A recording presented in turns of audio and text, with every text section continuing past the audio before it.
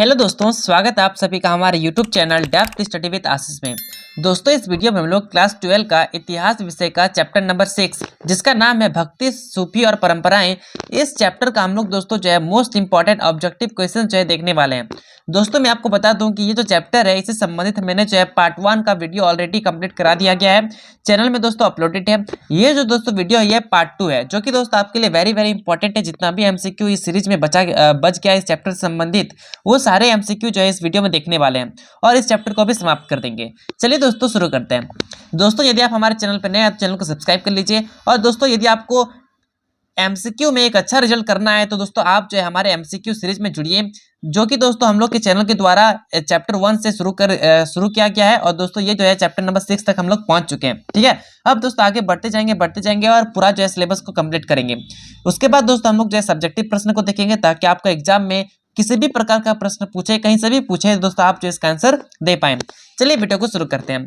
पहला प्रश्न है कि भक्ति आंदोलन का आरंभ कहाँ से हुआ। तो दोस्तों, भक्ति आंदोलन का प्रारंभ जो है वो दक्षिण भारत अर्थात तमिलनाडु से किया गया है।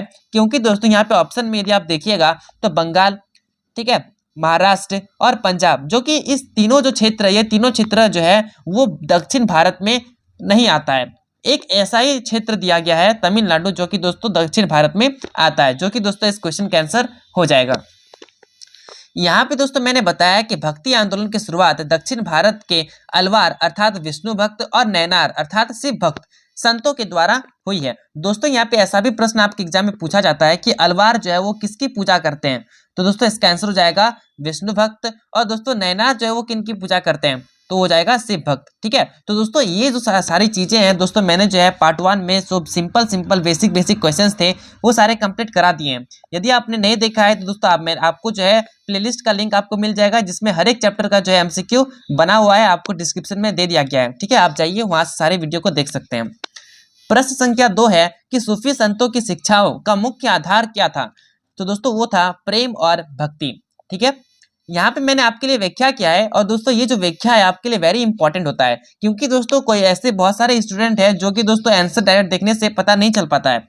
इसीलिए दोस्तों मैंने जो है व्याख्या किया है, ताकि हर एक वो स्टूडेंट पढ़ सके और हर एक स्टूडेंट का सपना पूरा हो सके, चाहे वो उसका 80%, 90% या फिर 95% या फिर 99% लाने का उम्मीद हो। ठीक है, सारे का सपना पूरा होगा दोस्तों यदि आप ईमानदारी पूर्वक जो है हमारे चैनल से जुड़े हैं। जो भी मैं वीडियो कंटेंट डालता हूँ वो सारे को ईमानदारी पूर्वक अच्छे से याद करते हैं, पढ़ते हैं, तो दोस्तों जरूर जो है आपका एक अच्छा रिजल्ट आएगा। यहाँ पे मैंने व्याख्या के तौर पर बताया कि सूफी संतों ने ईश्वर से प्रेम और सेवा के माध्यम से आत्मा की शुद्धि पर बल दिया। प्रश्न संख्या 3 है चैतन्य महाप्रभु किसके भक्त थे।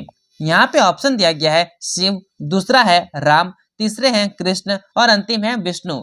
तो दोस्तों इसका आंसर हो जाएगा कृष्ण भगवान। ठीक है, चैतन्य महाप्रभु जो है वो कृष्ण भगवान के भक्त थे। यहाँ पे मैंने आपके लिए बताया कि चैतन्य महाप्रभु ने भगवान कृष्ण की भक्ति का प्रचार किया और हरि नाम संकीर्तन की परंपराओं को आगे बढ़ाया। ठीक है, इसके बारे में दोस्तों आप जो है इससे नॉलेज ले सकते हैं।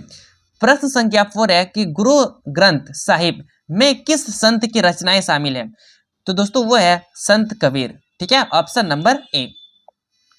यहाँ पे दोस्तों मैंने आपके लिए व्याख्या किया है, यहाँ पे मैंने आपके लिए बताया है कि गुरु ग्रंथ साहिब में संत कबीर की भक्ति पर आधारित रचनाएं भी शामिल हैं।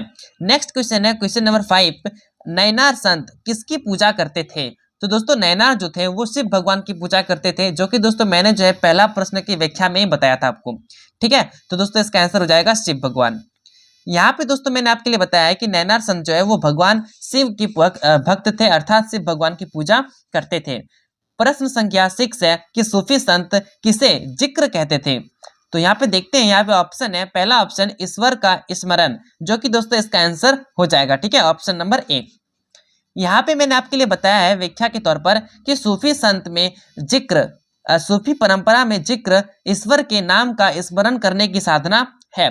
नेक्स्ट क्वेश्चन है कि कबीर के गुरु कौन थे।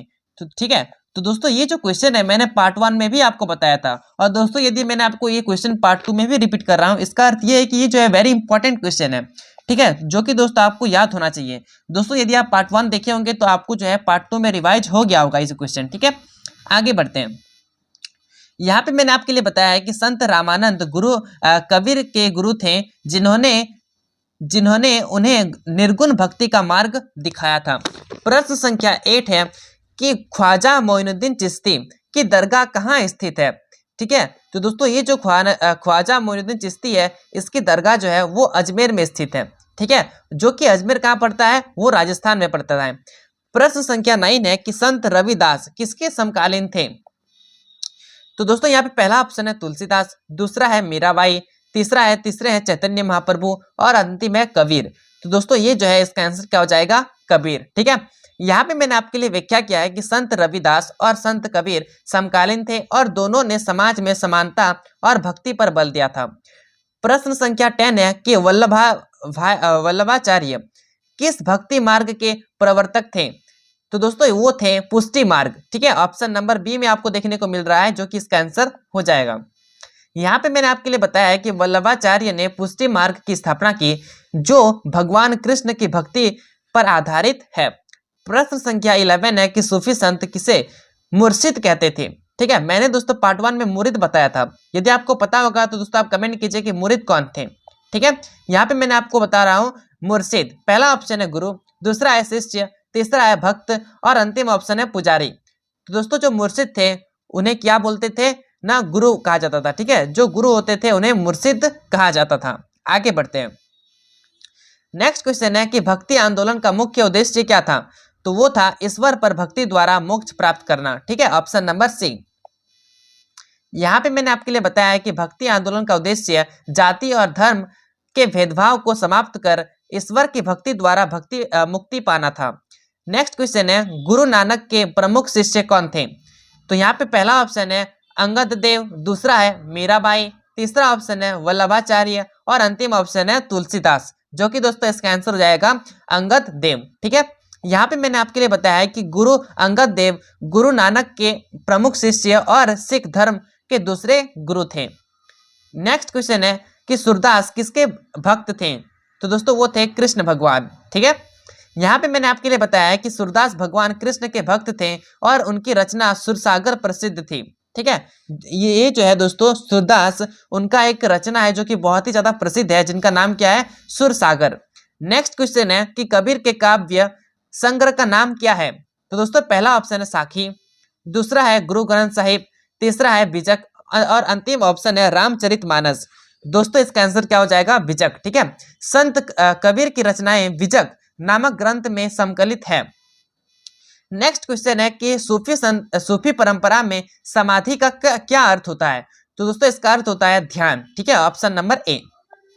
यहाँ पे मैंने आपके लिए बताया है कि सूफी परंपरा में समाधि ध्यान और ईश्वर से जुड़ने की अवस्था को दर्शाती है। नेक्स्ट क्वेश्चन है कि मीराबाई ने किस भाषा में भक्ति गीत लिखे हैं। पहला ऑप्शन है हिंदी, दूसरा ऑप्शन है गुजराती, नेक्स्ट है ब्रज भाषा, जो कि दोस्तों इस क्वेश्चन का आंसर हो जाएगा। ठीक है, ब्रज भाषा में।